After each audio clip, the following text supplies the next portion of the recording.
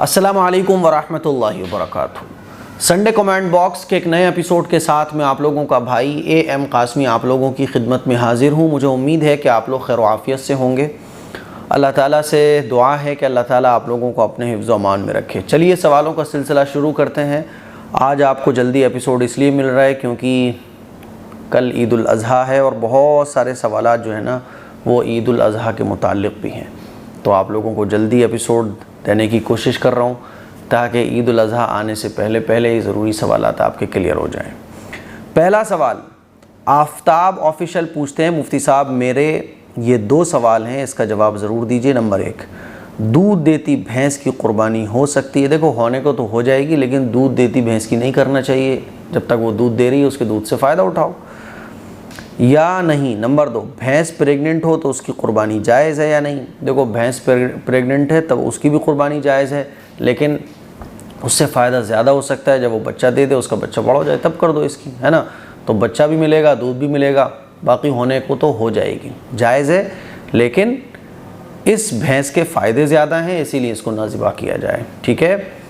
نسرین پروین پوچھتی ہیں، ایڈمن صاحب قربانی سے متعلق کچھ سوال ہیں، پلیز 263 ایپیسوڈ میں ریپلائی ضرور دیجیے گا۔ بالکل۔ نمبر 1 سوال، اگر کسی شخص کے اوپر انٹرسٹ کے پیسے چل رہے ہوں تو وہ شخص کسی سے روپے لے کر قربانی دے سکتا ہے؟ کسی نے مجھ سے کہا کہ قربانی ہو جائے گی اور وہ شخص ہے 2-3 مہینے کے بعد بھی قربانی کا پیسہ ادا کر سکتا ہے؟ پلیز اس بارے میں ریپلائی ضرور دیجیے گا۔ آپ کے سوال کا جو مطلب ہے وہ یہ ہے کہ کسی کے پاس فی الحال پیسے نہیں ہیں، حالانکہ وہ صاحب نصاب ہے، یعنی اس کے پاس جو اماؤنٹ ہے، مان لیجئے کیش بینک بیلنس ہے اس کے پاس، ہے نا، بہت پراپرٹی کا اس کا کام ہے، لیکن اماؤنٹ ابھی اس کے پاس نہیں ہے۔ 2-3 مہینے کے بعد اس کے پاس اماؤنٹ آئے گا، تو کیا وہ دوسرے سے پیسے ادھار لے کے قربانی کر سکتا ہے؟ بالکل کر سکتا ہے، اور اس کی قربانی ہو جائے گی، اس کی قربانی پر کوئی فرق نہیں پڑے گا، ٹھیک ہے۔ جیسے مان لیجئے اتوار کا دن آ گیا اور سنیچر اتوار میں بینک بند رہتے ہیں، کسی کے پاس پیسے نہیں ہیں، اب وہ بھیا کہاں سے پیسے لے کر آئے؟ کیش نہیں ہے اس کے پاس، تو اس نے کسی سے ادھار لیے اور قربانی کا جانور خرید لیا، باقی پھر کیا ہے کہ وہ بعد میں دے دے، نو پرابلم۔ نسرین پروین، اچھا ان کا تو ہو گیا، اچھا انہی کا ہے۔ ایک سوال اور ہے ان کا، میرے کچھ سوال ہیں، ارے آپ کے اور بھی بہت سارے سوال ہیں۔ انہوں نے پوچھا ہے کہ ماں باپ کے رہتے ہوئے کیا بیٹے کے اوپر بھی قربانی واجب ہوگی، جبکہ بیٹا مہینے کے 20,000 روپے کما لیتا ہے اور ان کے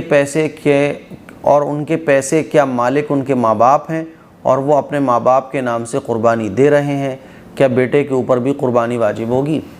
دیکھو جب وہ بیٹا 20-25 ہزار روپے کماتا ہے تو وہی اس کا مالک کہلائے گا، اور مان لیجیے کوئی بیٹا کما کر پھر اپنے ماں باپ کو دے دیتا ہے، تو جو مالکانہ حق ہے وہ کلیئر ہونا چاہیے۔ ایک تو ہوتا ہے کہ ماں باپ کو صرف رکھنے کے لیے دیے گئے ہیں کہ لو امی یہ پیسے رکھ لو، لو پاپا یہ پیسے رکھ لو، لیکن مالکانہ حق آپ نے ان کو نہیں دیا ہے۔ تو کل ملا کے یہ ہے، یہ تھوڑا سا باریک مسئلہ ہو جاتا ہے۔ آسان آپ یہ سمجھو کہ بیٹا 20,000 روپے کما کر لاتا ہے اور وہی سارے گھر کی ذمہ داری سنبھال رہا ہے نا، اور وہ صاحب نصاب بھی ہے، تو اس کے اوپر قربانی واجب ہوگی، ہے نا۔ اور ہوتا کیا ہے کہ کسی گھر میں کیا ہوتا ہے کہ باپ جو ہے وہ گھر کی ذمہ داری سنبھالتا ہے، سارے بچے کما کر باپ کو دیتے ہیں، اور اس کنڈیشن میں بیٹے کے پاس بھی کچھ اپنا نہیں ہے، یعنی اتنا نہیں ہے جس سے وہ صاحب نصاب ہو جائے، تو اس کے اوپر قربانی نہیں ہوگی۔ تو اب یہ جو بیٹا کما کر لے کر آتا ہے 20,000 روپے، تو یہ دیکھنا پڑے گا کہ صاحب نصاب کون ہے۔ اگر ابا بھی صاحب نصاب ہے تو ابا کے اوپر الگ قربانی واجب ہوگی، والدہ بھی صاحب نصاب ہے تو ان کے اوپر الگ قربانی واجب ہوگی، بیٹا بھی صاحب نصاب ہے تو بیٹے کے اوپر الگ قربانی ہوگی۔ بات سمجھ آ رہی ہے؟ تو جو صاحب نصاب گھر میں ہوگا ان کے اوپر قربانی واجب ہوگی۔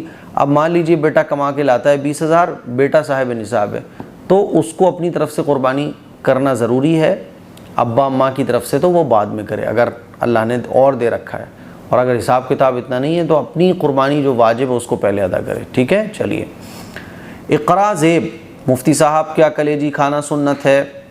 جبکہ میں نے بیان میں سنا ہے کہ صلی اللہ علیہ وسلم ہیک والی چیزوں کو پسند نہیں کرتے تھے، پیاز کلیجی وغیرہ امت کو منع نہیں کیا، لیکن کچھ حدیث سے بھی ثابت ہے کہ کلیجی کھانا، ایسا بھی سنا ہے۔ پھر دونوں باتیں الگ الگ ہیں۔ خلاصہ کیا ہے؟ دیکھو کلیجی کھانا سنت نہیں ہے، جائز ہے۔ سنت کس کو کہا جاتا ہے؟ کہ حضور پابندی کے ساتھ کھاتے ہوں، پابندی کے ساتھ کوئی عمل کرتے ہوں۔ اور کھانے پینے کی جو چیزیں ہیں نا، اس میں کیا ہے نا، ایک ہوتا ہے طبعی سنت، حضور علیہ الصلوۃ والسلام کی طبیعت کو کیا پسند تھا، تو کلیجی کھانا یہ جائز ہے، سنت نہیں ہے نا۔ جیسے حضور علیہ الصلوۃ والسلام کو شہد بہت پسند تھا، تو یہ طبعی سنت کہی جائے گی۔ طبعی سنت یعنی حضور کی طبیعت کو شہد بہت پسند تھا، تو ایسا نہیں ہے کہ حضور کو کلیجی بہت پسند ہو، جائز ہے، ٹھیک ہے۔ بعض حدیث سے پتہ چلتا ہے کہ حضور نے کلیجی کھائی ہے، لیکن اس کو کوئی کھانے کو پسند نہیں فرمایا، یعنی حضور کو بہت زیادہ ایسے ہو کہ پسند ہو، ایسا نہیں تھا، جائز ہے کلیجی کھانا۔ تو کوئی کلیجی ہی کھائے قربانی کے گوشت میں سے، ہی کوئی ضروری نہیں ہے، قربانی کے گوشت میں سے جو آپ کو من ہو رہا ہے وہ آپ کھا سکتے ہو، ٹھیک ہے۔ آئی ایم روح یہ پوچھتے ہیں، میں بہت پریشان ہوں کیونکہ میری ممی پاپا میری شادی زبردستی کرا رہے ہیں، حرام طریقے سے شادی میں ہلدی، دہیج، میوزک اور دلہن کو شادی میں بے پردہ رکھنا، شادی کے بعد سسر سے پردہ بھی ہوتا ہے۔ دیکھو شادی کے بعد سسر سے پردہ نہیں ہوتا، کیونکہ سسر جو ہے وہ غیر محرم نہیں ہے، محرم ہے۔ رہی بات یہ کہ بہت ساری غلط چیزیں آپ کی شادی میں ہو رہی ہیں، تو جتنا پیار محبت سے روک سکتی ہو روک لو، ناراض ہو کے کچھ چیزیں روک سکتی ہیں تو ناراض ہو جاؤ، ہے نا، روٹ کر کچھ چیزیں روکی جا سکتی ہیں تو روٹ جاؤ، لیکن لڑائی جھگڑے کر کے نہیں، حکمت کے ساتھ پیار محبت کے ساتھ جن چیزوں سے بچا جا سکتا ہے بچو، کیونکہ ایک دم سے ساری چیزیں ختم نہیں ہوتی ہیں گھر سے، ٹھیک ہے۔ تو ہینڈل کرو، مینیج کرو، اللہ تعالیٰ سے باقی دعا کرو، ٹھیک ہے۔ کچھ کام ایسے کرنا پڑ جائیں گھر والوں کی وجہ سے، معاشرے کی وجہ سے، تو جو کام بالکل حرام ہے، جیسے کہ غیر مردوں کے ہاتھوں سے کچھ کھانا، ہے نا، یہ بالکل غلط چیز ہے ایک دم۔ غیر مردوں کے ساتھ ہلدی کے دن میں جو ہوتا ہے، ان تمام چیزوں سے تو بالکل کلیئر آپ کو بچنا ہے کہ بھئی یہ سب نہیں ہونے کا، بس اس کے لیے روٹھنا پڑے، کھانا چھوڑنا پڑے، گھر والوں کو پیار محبت سے سمجھانا پڑے، سمجھاؤ، لیکن غلط چیزوں سے بچو۔ باقی جو چھوٹی موٹی چیزیں رہ جاتی ہیں جس کو رسم و رواج ہم کہتے ہیں، ان کو ٹھیک ہے اوائڈ کرو جتنا ہو سکے، نہیں ہو رہا ہے تو ان کو کر لو، بھائی اللہ مالک ہے، اللہ معاف کرے گا۔ تو ایک دم سے یہ چیزیں نہیں جاتی ہیں، دھیرے دھیرے جائیں گی انشاءاللہ۔ آپ دعا کریں اللہ سے اور پیار محبت کے ساتھ سب کو سمجھاتے رہیں، انشاءاللہ ضرور ایک دن یہ چیزیں آپ کے گھر سے ختم ہو جائیں گی، ٹھیک ہے۔ چلیے اچھا جی، چلیں۔ عشرت بیگم پوچھتی ہے، مفتی صاحب ہمارے قربانی کا جانور لوز موشن کرنے کی وجہ سے ہمیں اس کو ذبح کرنا پڑا ہے، تو کیا یہ قربانی عید سے پہلے واجب ہوگی؟ قربانی جو واجب ہوتی ہے نا، وہ عید کے دنوں میں ہی واجب ہوتی ہے، قربانی کے دنوں میں ہی، یعنی 10 ذی الحجہ، 11، 12۔ تو اب عید تو ابھی آئی بھی نہیں ہے، عید سے پہلے ہی آپ نے ذبح کر لیا، تو آپ کی یہ قربانی نہیں مانی جائے گی۔ اگر آپ کے اوپر قربانی واجب تھی تو آپ کو دوسرا جانور لے کے ذبح کرنا پڑے گا یا حصہ لینا پڑے گا، اور اگر آپ کے اوپر قربانی واجب نہیں تھی، ہے نا، تو پھر کوئی بات نہیں ہے۔ چلیے، محمد اظہر، مفتی صاحب اس سے پہلے بھی مجھے جواب نہیں ملا تھا، اس بار جواب ضرور دیجیے گا، میرے بہت ضروری سوال ہے۔ نمبر 1، کیا عورت کو مرد کی نماز والی ٹوپی نہیں پہننا چاہیے؟ کیوں عورت ٹوپی پہن کے نماز پڑھے گی؟ بھائی ٹوپی سے بال کور ہی نہیں ہو سکتے ہیں، عورت کو اپنی پوری باڈی کو کور کرنا ہے نا، تو دوپٹہ بیسٹ ہے خواتین کے لیے۔ جب دوپٹہ ہے عورتوں کے پاس تو عورتیں ٹوپی کیوں لگائیں گی؟ ایسے تو کل کو کوئی آدمی کہنے لگے کہ مفتی صاحب دوپٹہ باندھ کر لڑکیوں کی طرح نماز ہو سکتی ہے، تو بھائی ہونے کو تو کچھ بھی ہو جائے گا، ہے نا، لیکن جو چیز جس کے لیے اللہ تعالیٰ نے بنائی ہے، ٹوپی مردوں کے لیے ہے، دوپٹہ عورتوں کے لیے ہے، تو جو چیز آپ کی ہے وہ یوز کرو نا یار۔ یہ کیا ہے کہ میں اسی کی یوز کرنا چاہتی ہوں یا میں اس کی چیز کو یوز کرنا چاہتا ہوں، ایسا نہیں ہونا چاہیے۔ تو ٹوپی عورتوں کو نہیں لگانا چاہیے، ٹوپی لگانے سے کیا ہے نا کہ نماز ہو ہی نہیں پائے گی کیونکہ بال پورے کور نہیں ہوں گے۔ چلیے، نمبر 2، کیا کسی زندہ انسان کو تسبیح فاطمی ایصال ثواب کر سکتے ہیں؟ جی، ایصال ثواب تو آپ زندوں کو کر سکتے ہو، مردوں کو کر سکتے ہو۔ نمبر 3، کیا ناپاکی میں بھی وضو سے رہ سکتے ہیں؟ اس سے وضو کا ثواب میں کوئی کمی تو نہیں ہوگی؟ دیکھو ناپاکی کی حالت میں وضو باوضو رہ سکتے ہیں ہے نا، لیکن وضو ہو گئی نہیں ناپاکی کی حالت میں، باقی باوضو رہ سکتے ہیں، ثواب مل جائے گا انشاءاللہ، اللہ کی ذات سے امید ہے، لیکن پورا تو نہیں ملے گا۔ نمبر 4، کیا اسلام میں کٹہل، چاکلیٹ اور مٹی کھانا حرام ہے؟ نہ تو کٹہل کھانا حرام ہے، نہ چاکلیٹ کھانا حرام ہے۔ مٹی کھانا غلط ہے کیونکہ اس سے نقصان پہنچتا ہے، اس سے کوئی فائدہ نہیں۔ چاکلیٹ کے تو کچھ فائدے بھی ہیں، کٹہل ایک سبزی ہے، ٹھیک ہے۔ نمبر 5، کیا سر ڈھک کر جھاڑو لگانا ضروری ہے؟ آپ سر کھول کے جھاڑو لگاؤ، سر ڈھک کر لگاؤ، کون آپ کو روک رہا ہے؟ اس سے کوئی فرق نہیں پڑتا، یہ بلا وجہ کی بات ہے۔ نمبر 6، ناپاک انسان کو کس دن نہیں نہانا چاہیے؟ ہر دن آپ نہا سکتے ہو، کوئی رکاوٹ، کوئی منع شریعت کی طرف سے نہیں ہے۔ بعض خواتین کہتی ہیں کہ جب پیریڈز والی عورت ناپاک ہو تو اسے جمعرات اور سیٹرڈے کو نہیں نہانا چاہیے، یہ بھی فضول کی بات ہے۔ نمبر 7، کیا ناپاکی میں بھی تسبیح فاطمی پڑھ سکتے ہیں؟ جی بالکل پڑھ سکتے ہیں، قرآن مجید کو چھوڑ کر ہم ذکر و اذکار، درود شریف کچھ بھی پڑھ سکتے ہیں۔ نمبر 8، سبحان اللہ اور رسول اللہ کو الگ الگ پڑھنا چاہیے یا ملا کر؟ بتائیے۔ سبحان اللہ اصل میں الگ ہے، تسبیح ہے، اور رسول اللہ یہ تو لا الہ الا اللہ محمد الرسول اللہ کلمہ طیبہ کی ایک الگ کر کے آپ بول رہی ہو، تو خالی رسول اللہ پڑھنے کا تو کوئی ثواب نہیں ہے، پورا کلمہ پڑھو نا، لا الہ الا اللہ محمد رسول اللہ، ٹھیک ہے۔ سونا پوچھتے ہیں مفتی صاحب، منتخب احادیث اور بھی 2-3 کتابیں ہندی میں میرے پاس ہیں جن کو میں پڑھنا چاہتی ہوں، تو کیا ان کو ہمیں وضو کر کے پڑھنا ضروری ہے یا ایسے ہی بیٹھ کر یا لیٹ کر پڑھ سکتے ہیں؟ دیکھو وضو کر کے پڑھنا اور بیٹھ کے پڑھنا یہ ادب ہے، سلیقہ ہے، لیکن کبھی مان لیجیے بہت تھکان ہو گئی آپ کو، لیکن پھر بھی آپ کو حدیث پڑھنی ہے تو لیٹ کر بھی پڑھ سکتے ہیں، اور بغیر وضو کے پڑھنا بھی جائز ہے، لیکن وضو کے ساتھ پڑھنا یہ اچھا ہے۔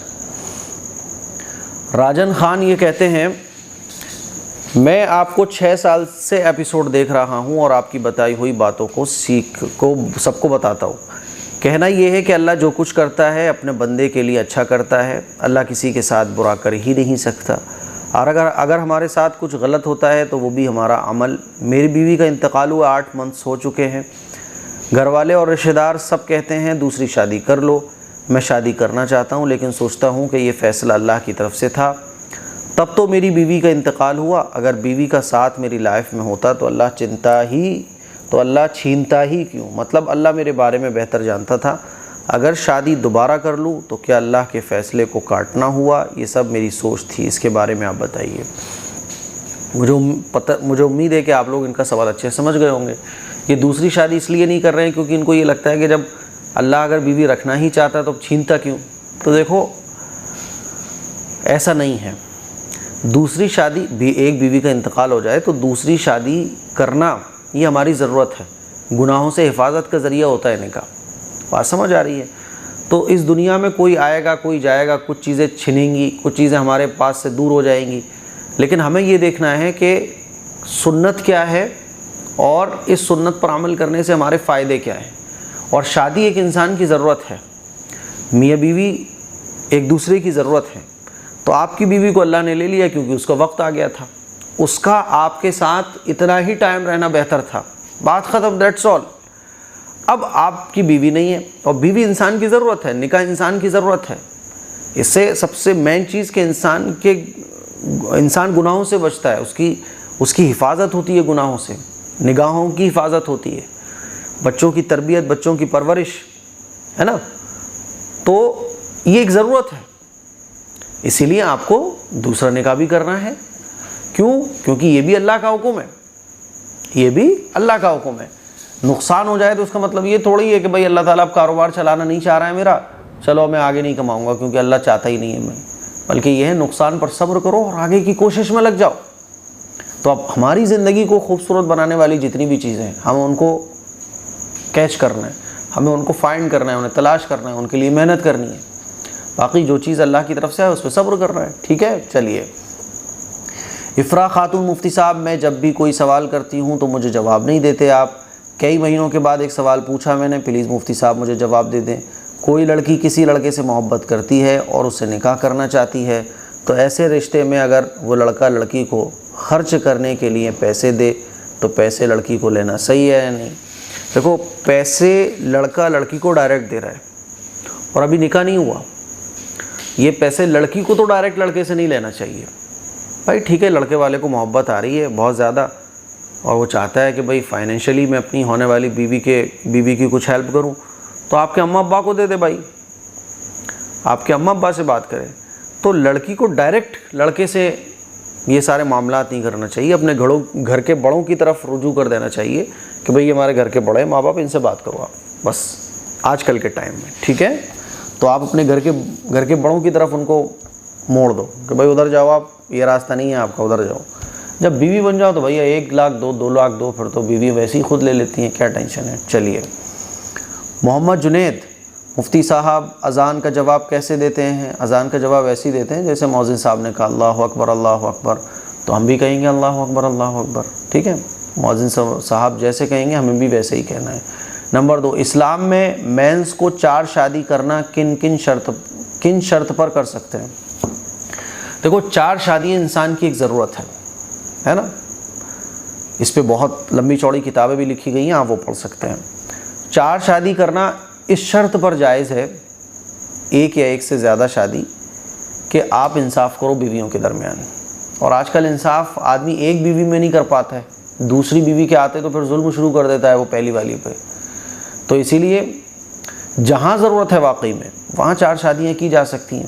ہمارے انڈیا میں تو 4 شادی کے بجائے نکاح کو آسان کروانے کی زیادہ ضرورت ہے۔ 4 شادیوں کی اتنی ہمارے انڈیا میں ضرورت نہیں ہے، جہاں ہوگی وہاں لوگ کر لیں، کوئی پرابلم کی بات نہیں ہے، لیکن 4 شادی کو جتنا مطلب آدمی اس کو غلط طریقے سے آج کل کے ٹائم میں یوز کرتا ہے، جیسے پہلی بیوی کو اگر اسے دھمکانا ہے تو وہ یہی بولے گا جا میں دوسری شادی کر لوں گا۔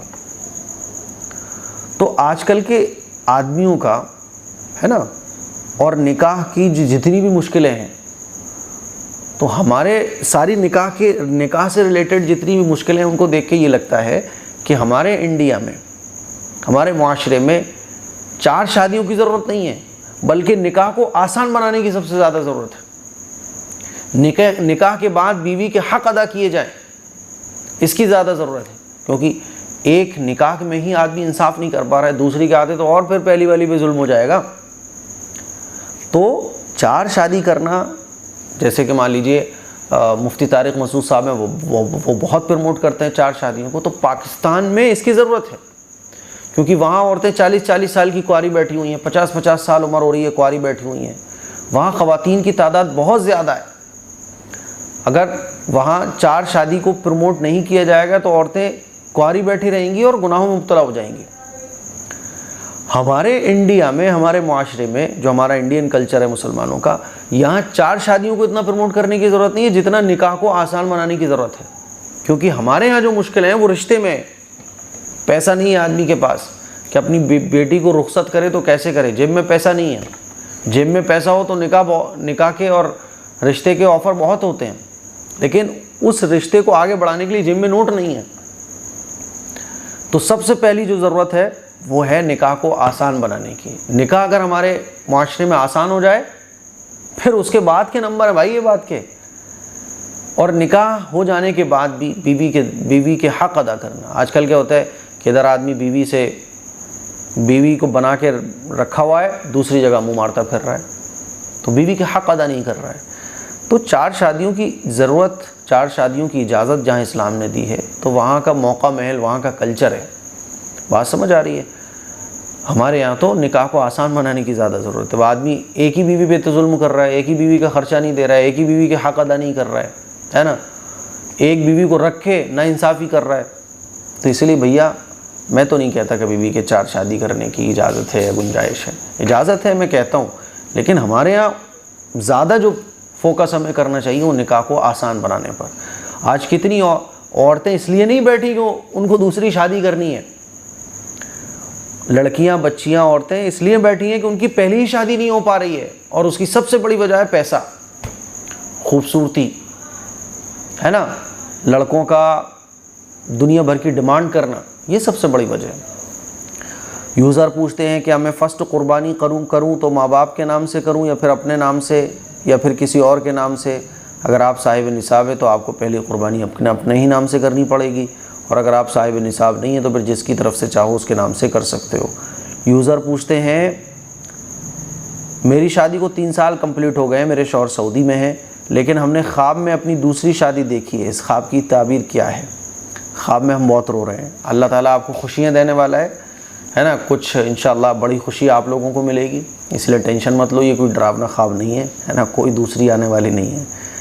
محمد اسلامک مفتی صاحب، میں آپ کو پسند کرتا ہوں۔ ارے بھائی بہت بہت شکریہ، لیکن آپ دیوبندی ہیں۔ ارے یار کس نے کہہ دیا؟ میں سنی پر میرے حافظ صاحب بولتے ہیں کہ ان لوگوں کی تقریر نہ سنا کریں۔ کیسی کون سی بات ہے بھائی ہماری تقریر میں؟ اپنے حافظ صاحب سے کہیے بھیا مفتی صاحب کی تقریر میں ایسی کون سی بات ہے جس سے دیوبندیوں کو سپورٹ ملتا ہو اور سنیوں کو نقصان پہنچتا ہو؟ ہم نے تو آج تک ایسی بات نہیں کی۔ میرا تو فوکس ہی یہ ہے کہ جو چیزیں سنت ہیں، اور سنت بالکل کلیئر ہیں، جو طریقے رسول اللہ صلی اللہ علیہ وسلم کے وہ طریقے بالکل کلیئر ہیں، ان کو ہم فالو کرنے کے لیے بولتے ہیں۔ دیوبندی بھی اس کو فالو کریں، سنی بھی اس کو فالو کریں، اور میں خود سنی ہوں میرے بھائی۔ آپ کے جو حافظ صاحب ہیں ان کو غلط فہمی ہوئی ہے۔ کیپٹن آزاد خان، مفتی صاحب آپ چھتیس گڑھ کیوں نہیں آتے ہیں؟ کیپٹن بھائی، آزاد بھائی، آپ بلاتے کہاں ہو یار چھتیس گڑھ؟ بلاؤ نا کبھی یار۔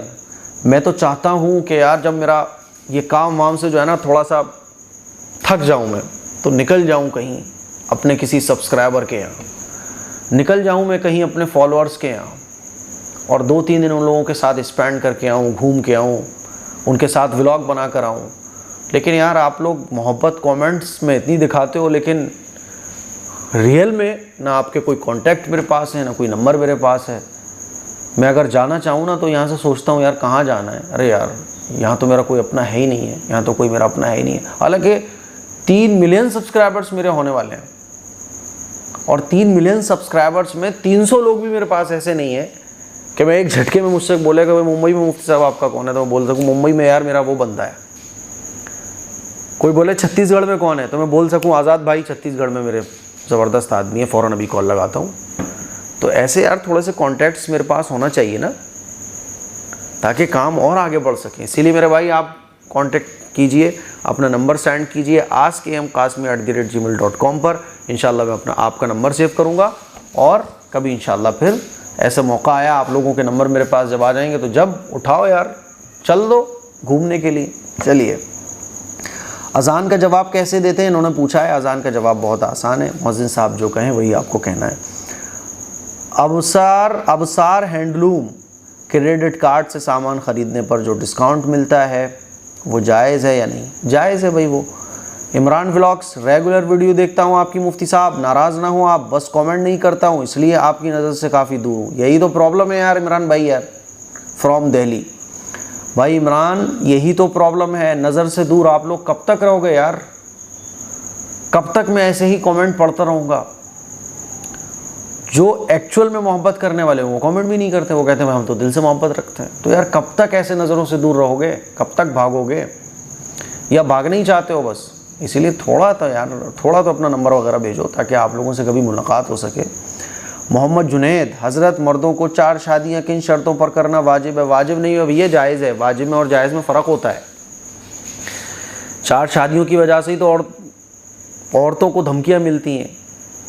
تو جہاں جائز ہے، جہاں ضرورت ہے، وہاں مجھے امید ہے کہ عورتیں خود اجازت دے دیں گی کہ کر لو یہاں، ہے نا۔ لیکن 4 شادیاں سے زیادہ ہمیں جن چیزوں کی ضرورت ہے آلریڈی بھی بتا چکا، ٹھیک ہے۔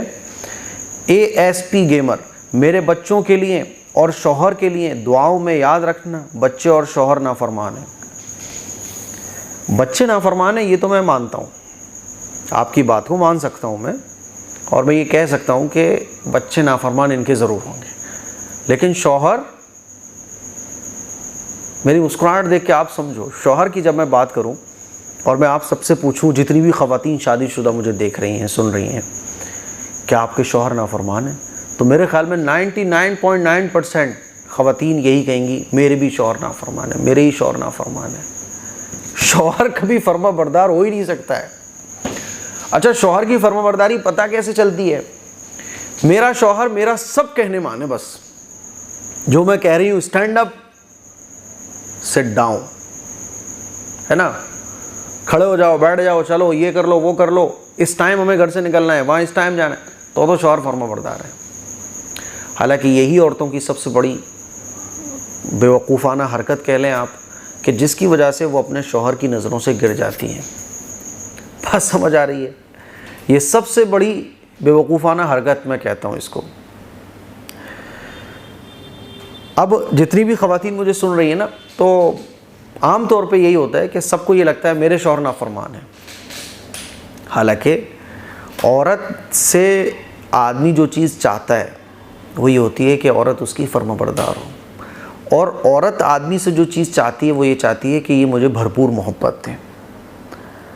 آدمی محبت سے زیادہ ایک عورت سے عزت اور فرما برداری چاہتا ہے، میں حقیقت بتا رہا ہوں آپ کو۔ اور عورت اپنے آدمی سے محبت چاہتی ہے بے پناہ۔ تو جب آدمی کی آپ فرما برداری کرو گے، یہ تو بھول جاؤ کہ ہم اور آدمی ہمارا نافرمان ہے۔ ارے یار، آدمی نافرمان کیسے ہو جائے گا؟ عجیب بات ہے، کیا میں آپ لوگوں کو سمجھاؤں؟ بات سمجھ آ رہی ہے؟ تو بھیا شوہر تو دیکھو سبھی کے نافرمان ہیں، میں کیا کہوں، سبھی کے نافرمان ہیں۔ شوہر فرما بردار جبھی بن سکتے ہیں جب وہ بس گدھے کی طرح، جیسے مالک بولتا ہے نا گدھے ادھر چلو ادھر چلو ادھر چلو، اور یہ پاسبل نہیں ہے۔ اسی لیے شوہر کو فرما بردار بنانے کے بجائے عورت کو چاہیے کہ وہ شوہر کی فرما بردار بنے۔ بات سمجھ آ رہی ہے؟ آج کل پرابلم یہی ہے کہ ہر عورت یہ چاہتی ہے کہ بس جیسا میں چاہ رہی ہوں، جیسا میں سوچ رہی ہوں، جیسا میں بول رہی ہوں، میرا ہسبینڈ بس ویسا کرے۔ اور یہی سب سے بڑی وجہ ہوتی ہے کہ آدمی کے دل سے عورت کی محبت، عورت کی عزت ختم ہو جاتی ہے۔ ٹھیک ہے، وہ مجبوری میں کچھ کام کر رہا ہوتا ہے کہ بھئی عورت کا مزاج سخت ہے، عورت کا مزاج میں چڑچڑاپن ہے، کرتا ہے آدمی مجبوری میں بہت سارے کام، لیکن اس سے کیا ہے کہ آپ کبھی بھی ایک ہسبینڈ کی محبت نہیں پا سکتی۔ اسی لیے اس کی فرما بردار بنو، پھر دیکھو وہ تمہارے لیے جو ہے چاند تارے تک توڑ کے لا سکتا ہے، وہ تمہارے لیے ہر وہ کام کر سکتا ہے جو تم چاہتی ہو۔ لیکن آپ یہ خواہش نکال دو کہ مجھے شوہر کو اپنا فرما بردار بنانا ہے، مجھے شوہر کا فرما بردار بننا ہے، کیونکہ شوہر کی فرما برداری یہ عورت سے آدمی چاہتا ہے، اور پھر اس کے بدلے میں آدمی بے پناہ محبت عورت کو دیتا ہے، وہ کسی کی طرف نظر اٹھا کے نہیں دیکھ سکتا۔ چلیے خیر، عامر علی کہہ رہے ہیں مفتی صاحب میں بھی آپ کا اولڈ سبسکرائبر ہوں، آپ ہمارے گھر آئیے میرٹھ پلیز، بلاؤ نا یار عامر بھائی یار کبھی۔ تو بھائی یہ ہمارے کچھ آج کے سوالات تھے، مجھے امید ہے کہ آپ لوگوں کو اچھے طریقے سے سمجھ آ گئے ہوں گے، اس کے لیے کچھ شیئر کریں، دوسروں تک پہنچائیں۔ السلام علیکم ورحمۃ اللہ وبرکاتہ۔